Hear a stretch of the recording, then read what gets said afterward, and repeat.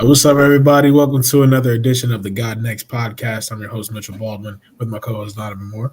Yes, sir. Yes, sir. And we got Benabos Nate Ash back on another episode with us. How y'all doing? Yep. And on this episode, we are looking forward to Week 10 in the NFL. So make sure you like, comment, subscribe, all that type of stuff. Follow us at the God Next podcast on all the socials. And without further ado, let's get into the show.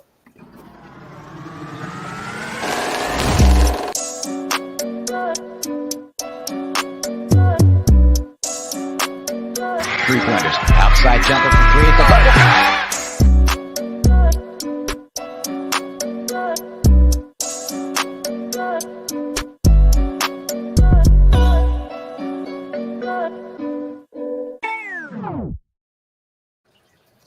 Alrighty, so before we get into this week's matchups, we will be talking about the bye weeks here. We have the Browns, the Packers, the Raiders, and the Seahawks all on bye this week. Set your lineups accordingly. All right, first matchup we'll be getting into, which happens in a couple of minutes here. It will be the Bengals versus the Ravens. Who do you guys have in this matchup? I'm going to ultimately go with the Ravens, but I almost went with the Bengals because Joe Burrow, as a 4-point underdog, has a really, really good record, and that their season is on the line. So I do think it's going to be a really close game like the last one. I just trust the Ravens a little more to close, especially at the M&T Bank Stadium. Yeah, I'm taking the Ravens as well. No T. Higgins for the Bengals tonight, and I believe they are 1-3 this year without T. Higgins. So he's a huge part of their passing game. I'm going to take the Ravens at home. Gonna go with the Ravens, man. They just keep rolling. It's pretty crazy. Next up, we got the Giants and the Panthers. Definitely a nasty matchup. Who you picking here, B? This is actually in Germany. I can't believe the NFL wanted to, send this one abroad, but I'm going with the Giants here. I just think they're a little less terrible. They've competed in a couple of their losses. Is where the Panthers get blown out most of them. Yeah, I was surprised the Panthers beat the Saints last week. I'm going to go with the Giants. I think Malik Neighbors gets back in the end zone for the first time in a while this weekend. So if you got Malik Neighbors, maybe you can root for that. I got the Giants. Absolutely. And absolutely rooting for Malik Neighbors as well. Hopefully he gets into the end zone this week. Next up, we got the Patriots and the Bears, a battle of the rookie QBs, Drake May and Caleb Williams. Who's going to win this matchup, B?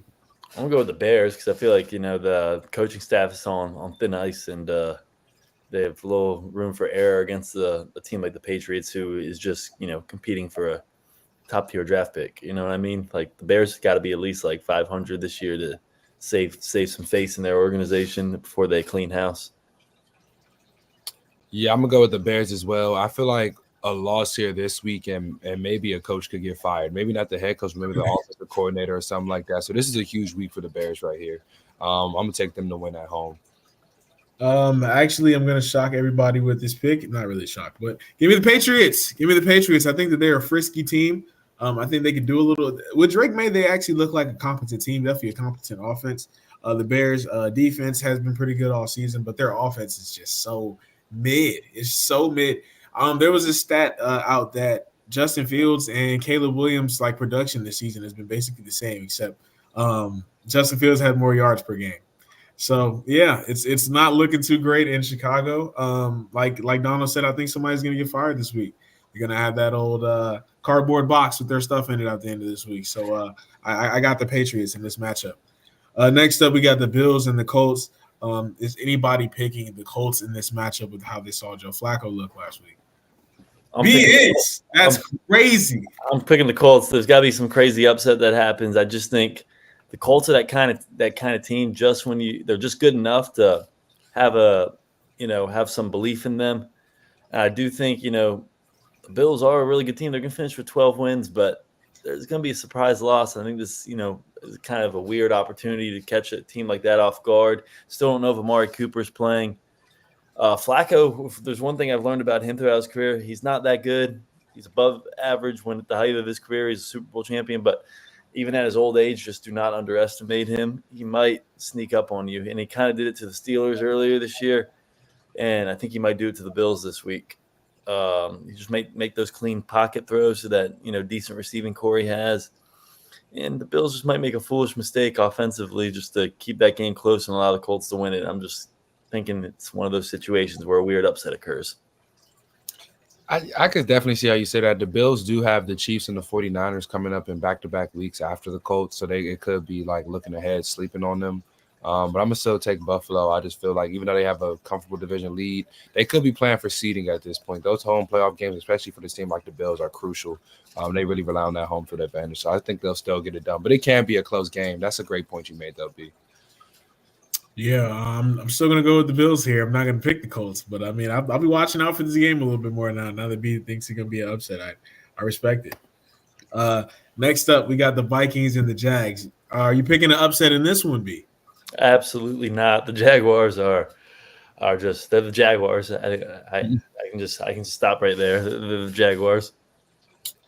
Yeah, I'm going Vikings. And I believe I saw something today. Trevor Lawrence is about to get surgery and be out for, if not the rest of the season, a great portion of the season. So he's about to miss this game? Yes. Oh, Mac Jones. Turn the page. Turn the page. Yeah, next matchup. We got the Broncos and the Chiefs. I mean, again, is anybody going to be picking the Broncos in this? That's another quick read right there. Turn the page. All righty. That's another quick read. Next one, we got the Falcons and the Saints. This one's a little bit closer. Interdivisional matchup, at least. It could get mucky. I would say turn the page, but Falcons are a little inconsistent, and the Saints just made a coaching change, much needed one, I might add. But Falcons are just a better team. If the Falcons have done one thing consistently this year, it's picked apart their division. They beat the Bucs twice, who are clearly the only competitor in that division. And the Saints, after scoring 40 in the first two games, have just been god awful. And Derek Carr, I don't know if he finished. I mean, they might turn back to Spencer Rattler just to see what they have in him at some point. But I think Derek Carr looks to be on the downside of his career. I don't know if you guys saw what Michael Thomas was tweeting at him, because I guess he's putting his wide receivers in traffic, getting hit, and I guess Michael Thomas partially blames Derek Carr for not being on a team. But I mean, he was acting kind of crazy. I don't know if a team signs him after something like that, but yeah, Derek Carr. I'm not going to say.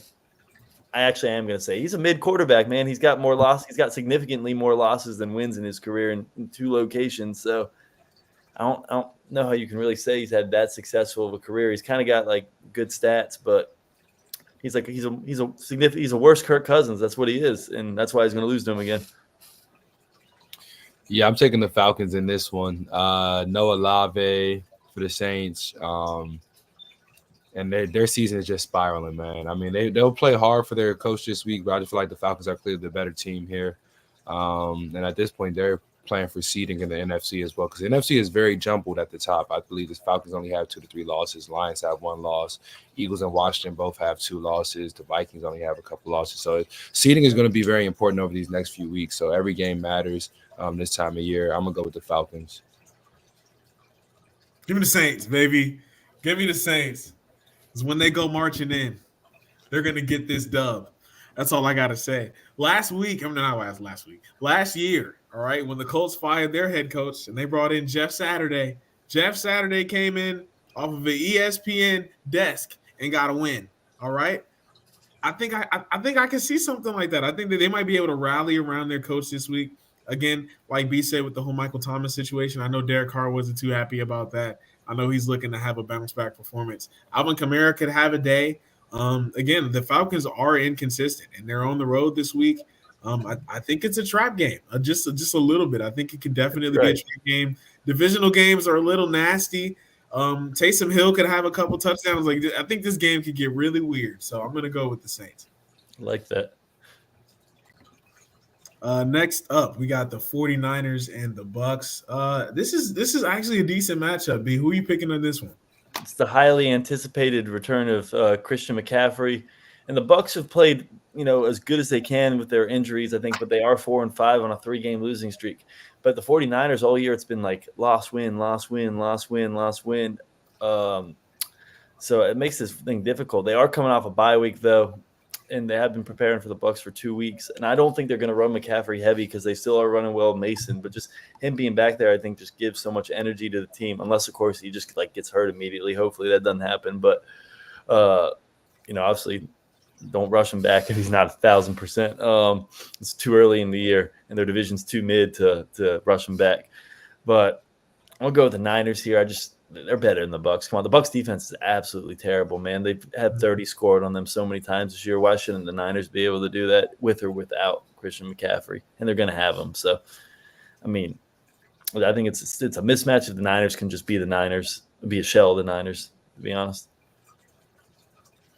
Yeah, I'm going to go with the Niners in this game. They're coming off a bye week. They're getting a lot of their guys back. So I think this is where the 49ers start to hit their stride. Their division is very well still in their sights. And albeit they don't have Ayuk, they got Debo, they got Juwan Jennings coming back, and as you mentioned, CMC. So, and then the Bucs, they're reeling a little bit, and they have a lot of injuries offensively. So this is a perfect game for the Niners, especially coming off their bye to kind of get right and get their season back on track. So I'm gonna take San Francisco in this one. It should be high scoring though. I think if I learned anything from the Bucs game last week, it's that even with Godwin and Mike Evans out, Baker Mayfield's going to find a way, and they lean a lot on their. That's the problem though. That's why I'm going to pick the 49ers a lot. They lean a lot on their run game, and the 49ers are not going to let them run like that. That's just the kind of like defense that they play. So I'm going to go with the 49ers in this matchup. So next up, it's the Steelers versus the Commanders. The battle of Bennett versus Nono. I'm gonna let the people decide this one. I'm playing. Go ahead, B. Let me know. I mean, obviously, you know who you guys are picking. It's gonna be a tough game for them. It's gonna be a tough game for us. Ultimately, I'm gonna be confident in my boys and pick us. And my logic behind that just is I don't think Jaden Daniels has faced a defense as good as the Steelers this year. Not to say the Steelers haven't had a bad game on defense this year. They kind of did against the Colts and unfortunately didn't close against the Cowboys, but they did play well in most of that game, I thought, just giving too many opportunities to the Cowboys to win it. If they are like that, the Commanders will win this game. But I do think the Commanders, defense isn't quite all that, even though Dan Quinn's a good defensive coach. Them not having Jonathan Allen and us, finding success running the ball. I think, we try and take advantage of that. And Mike Tomlin's record's really good against rookie QBs. He had a tough game against C.J. Stroud last year, but in general, he's been pretty good against rookies. So I'm just going off of that. I'm gonna go with the Steelers, honestly, in this one as well. As much as it pains me to say, they're strong defensively, and the Steelers have a lot of practice going against a QB of Jaden Daniels' caliber. They play Lamar Jackson twice a year, so they're prepared for a lot of the stuff that Washington can do. And another thing that really concerns me with Washington, the run defense. One strength the Steelers do have offensively is running the football. Najee Harris has been having an excellent year. So I think the Steelers will try to really use the game plan to control the clock, limit the amount of possessions that Washington has, and play a strong defense, which is really how they've been playing all year long. So I can see this being a close game, but I could see Pittsburgh winning in like a 20-17 type of ordeal. This will be a close one, but I think the Steelers could win in a dogfight. Damn, Donald, you're not picking a team?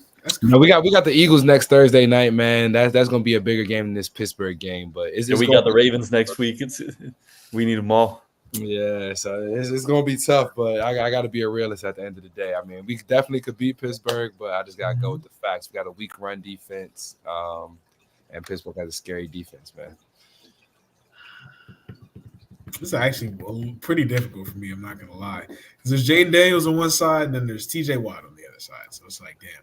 But I don't think that the Steelers' offense can stick with the Commanders' offense on a good day. If the Commanders' offense is humming, like the Steelers cannot score with them at all. But the problem is I don't think they're going to be humming this week, if I'm being honest. So I'm going to go with the Steelers in this matchup. Two seriously passionate fan base. There are Steelers fans everywhere. Just want to put that out there. So, and then the Commanders, obviously, it's at the Commander Stadium, but there's going to be probably a good amount of both sides of fans. I'm telling you right now, this is my prediction of the week. There's going to be a big fight at this game between some fans, between some Steelers and Commanders fans, and I'm gonna send it to you guys as soon as it happens. I know it's gonna happen. Too passionate of fan bases and too small of a space for it not to be a big brawl at some point. But I'm going with the Steelers. Next up, we have a pretty nasty matchup here, but is anybody ultimately picking the Titans in this matchup? Can I just say, is it just me or do the Chargers have a really easy schedule this year? Because I feel like their record's 5-3, probably almost for sure going to be 6-3. Because with a good head coach, you don't lose games like this with a good quarterback. But all I'll say is I think the best team they've beaten all year is the Broncos, and the Broncos aren't really that good. So, I mean, I guess that's why they hired Harbaugh. They're like, at least we'll beat the bad teams with you while you rebuild this program. So I guess good for them in that sense. But I got the Chargers. Yeah, I got Chargers. Yeah. Nobody's picking the Titans here, so we can move right on. The Jets and the Cardinals, a little bit closer here, guys. Two teams that can surprise you on any week, and two teams that can definitely disappoint you on any week. So, who you got, B? I got the Cardinals. I just don't believe in the Jets on the road across the country. The Cardinals are hitting their stride too, and the Jets just. I hate how like the media's got to talk about the Jets and Cowboys like every single day, like they earn to be talked about. But I guess they just comes with those big market cities, I guess. Yeah. But they'll be talking about them the next day, win or lose. But I think the constant is this year they're losing, and it's going to be a big question mark what they do after this year. I got the Cardinals. Yeah, this game, because the Jets' schedule gets very light after this. They're sitting at, I believe, 3-6 right now. So this is actually a big game for the Jets. The Cardinals are on, I think, about a 2 to 3 game winning streak. So the Cardinals are starting to play better football. I'm gonna go with the Jets in this one. I just feel like with their schedule lightening up, this is a huge game for them. And if they have any shot of maybe being a wild card, this is a must win essentially. And I think they will find a way to win this game. I think their defense will really step up and get back on track. That win versus the Texans, albeit that Houston has some injuries, I think that was huge just for their confidence. So I think the Jets, and I think Breece Hall will really be the factor this week. He's been kind of quiet these past few weeks. I think he can bounce back, open their offense back up. And I think the Jets find a way to win here. Yeah, ultimately, I'm going to go with the Jets. I think they're the more desperate team, and I feel like they're in a spot where I feel like they're kind of like the Cowboys. Like, you kind of compare them, like they're kind of like out of it, but at least they still have their quarterback, so they can still kind of compete. Like, the Jets are going to give fans just enough to believe in, but then they're not going to be able to ultimately reach their goals. So I think that they're going to be able to win a game like this, but then lose the game that they really have to win. So yeah, I'm going to go with the Jets this week. This is nasty. What's going on with the Cowboys, man? Already we're sucking through the words, like basically the first half of the season. Didn't have Micah Parsons. Now Micah Parsons comes back. You lose Dak Prescott for multiple weeks with a hamstring injury. CD Lamb looks like he's on track to play with his shoulder injury. It looks like Cooper Rush will be starting. So, B, ultimately, is that enough for you to pick the Cowboys versus the Eagles? I think Cooper Rush, is a decent backup, but the Cowboys have been beating the Eagles in Dallas forever now. The Eagles haven't beaten them in Dallas since the year they won the Super Bowl in 2017, but I do think that streak snaps now. I think in circumstances like this, it's meant to. And I honestly say if Cowboys do not produce in this slate of games, they don't have Dak Prescott, I think there's a chance he doesn't return this year because they did just make him the highest paid player in football, so it really wouldn't make sense to have him return if the season's a wash. And I'm just really curious how they're going to address this offseason. Like, are they going to keep the coach? Are they going to lose the coach? Like, because who wants to coach there if Jerry still appears to have full control over everything? They got to figure out what to do with Micah. Some people are even saying try and trade him at the deadline, which I don't think any logical organization would do. But for real, like, I don't know. After they pay Micah, they're not going to be able to afford anything. It's just paying your 3 best players, and that's it. So, I mean, I'm gonna be watching like a hawk. But this week, the Eagles got it. Yeah, I got the Eagles. We said every week Cowboys have a terrible run defense, and this is another team with a strong rushing offense. So Philly, I got Philly in this one. It literally dawned on, I thought about that earlier because every time I look at their matchup, I'm like, damn, the other team has a decent RB. This week it's Saquon Barkley. You're getting cooked. And then when they lost to the Falcons last week, when I was like, bro, y'all picked the Cowboys, and I was like, look, the Falcons have a great running tandem between Algier and Bijan Robinson. There's nothing you can do with those guys. If they play a star running back, no chance. They have no chance of winning that game. So as long as Saquon Barkley's healthy, they're gonna win this game. I mean, he's gonna probably have multiple touchdowns this week. Honestly, they should run all over that team. Next, we got the Lions and the Texans. It does not look like Nico Collins is going to be returning this week. Joe Mixon's been really good for them, but is that enough for them to beat the Lions? I don't think so. What do you think, B? I mean, I was just about to say what you just said. Nico Collins, they said, is a long shot to play. I might have picked the Texans if he played, but the Lions are just too good, man. I mean, they're not – nobody's the Chiefs in terms of, they could just win every single game, but – the Lions are looking like the best overall team this year, in my opinion, just from from top to bottom. And Jared Goff's having his best year. Yeah, I got to give the Lions their respect. Like, I just, how are they not just going to control this game like they control every other game? How are they not going to beat the Texans the same exact way they beat the Packers last week? You know what I mean? Like, it just seems like a formula that's hard to break right now. I don't know when they're going to meet their match. I'm sure they will at some point, but the Lions are coasting. Yeah, I'm going with the Lions as well. Especially without his full plethora of weapons. For CJ Stroud is going to be a little tough for him. Especially with the Lions adding Zadarius Smith, who can kind of not completely fill the Aiden Hutchinson void, but he can at least step up, get to the quarterback. And then the Lions are getting Jameson Williams back, just another piece of already explosive offense. Their offense kind of had a down week in the conditions in Green Bay, so they'll be in Houston indoors on the turf field, prime time. I got Detroit. Yeah, Detroit. Not much for me to say here. And this last matchup also seems pretty easy for me. The Dolphins and the Rams. Is anybody picking the Dolphins in this matchup? B. Going with the upset again. Going out on two limbs in the show. One of them's going to happen, or both of them might happen. I mean, I'm expecting both of them to happen, the Colts and the Dolphins, just because, hey, it's upset city. Let's get it. The Dolphins, they can't be that bad with Tua. You know what I mean? Like, I know Tua's like a little worse than Kirk Cousins probably, but at least it's way better than what they were playing with Adam. So, like, he kind of got back into things last week against the Bills. They put up a tough fight against a team that's clobbered them for the last several years. So I think they're playing a little better. I think Tyreek breaks out this week, even though we talked about Jared Verse being, defensive rookie of the year for the Rams. The Rams still don't have that good of a defense, and they're still a little inconsistent. I know they're feeling themselves right now, but I think the Dolphins catch them off guard here. Mark my words, it's going to be an upset. Okay, all right. I'll be watching this game closer now too, B. All righty. Does anybody have anything else to add for this week's matchup predictions? No, sir. All righty. Well, thank you guys for watching along. We'll see what happens with B's upset picks. I think he's at a huge deficit this week, but we will see. We'll catch y'all next week.